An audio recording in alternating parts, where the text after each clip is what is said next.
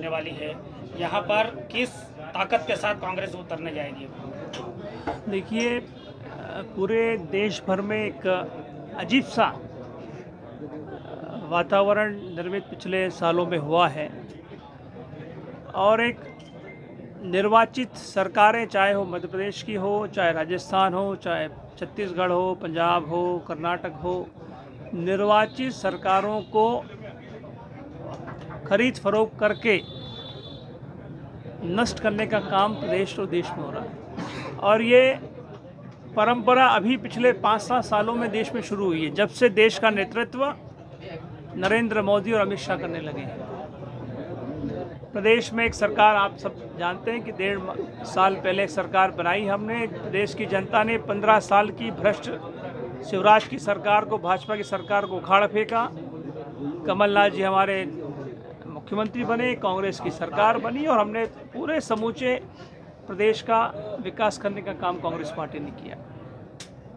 कुछ माह पहले आपने देखा होगा जो घटनाक्रम प्रदेश में हुआ, एक नेता जिसको कांग्रेस पार्टी ने अपने माथे पर बिठा कर रखा, सालों तक उसके कांग्रेस पार्टी ने उसका नेतृत्व स्वीकारा, वही सिंधिया ने कांग्रेस के छाती में छुरा घोंपा और एक निर्वाचित कमलनाथ जी की सरकार को गिराने का काम किया। और आप देख रहे हैं कि आज पिछले 4 महीनों में 27 जगह इस तरह की घटनाक्रम पूरे प्रदेश भर में हुए। बड़े पैमाने पे हॉर्स ट्रेडिंग और मनी ट्रैप में विधायकों को फंसाने का काम करके एक निर्वाचित सरकार को बदलने का काम प्रदेश में हुआ है।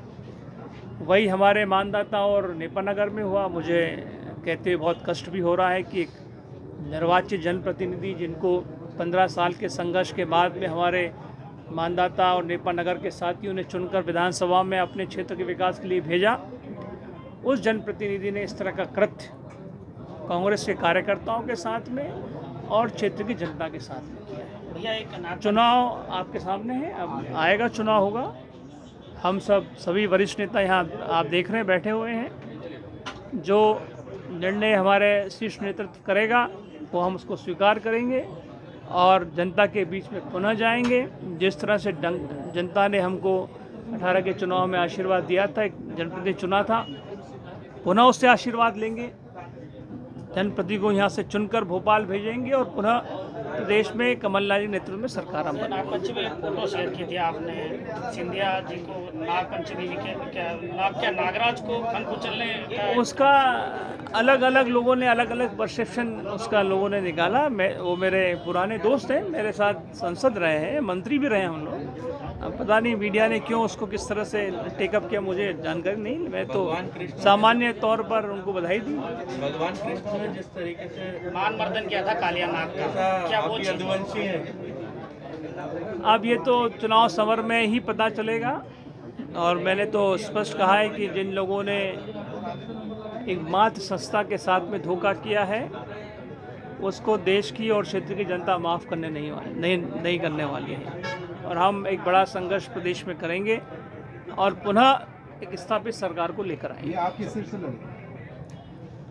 मैं कहीं से नहीं चुनाव लड़ने वाला हूँ, ये मैंने तय कर लिया। मुझे तो कई विधानसभाओं से ऑफर भी हमारे साथियों ने दिए, लेकिन अभी हमारी जिम्मेदारी है कि हम मानदाता और नेपानगर की सीट जिताकर पुनः कांग्रेस की झोले में डालें। अच्छा, जो जनचर्चा है कि जो मानदाता सीट खाली हुई है, इसके पीछे आपकी एक बहुत बड़ी लॉबिंग है कि कहीं ना कहीं आप चुनाव लड़ने वाले हैं, मैदान तैयार किया गया है, क्या इसमें कितनी सच्चाई है? बिल्कुल गलत और अधूरी जानकारी आपके सामने है। मैं तो सांसद का चुनाव लड़ चुका हूँ, यहाँ से 4 बार लड़ चुका हूँ और बड़ा आशीर्वाद मुझे साथी कार्यकर्ताओं ने दिया है।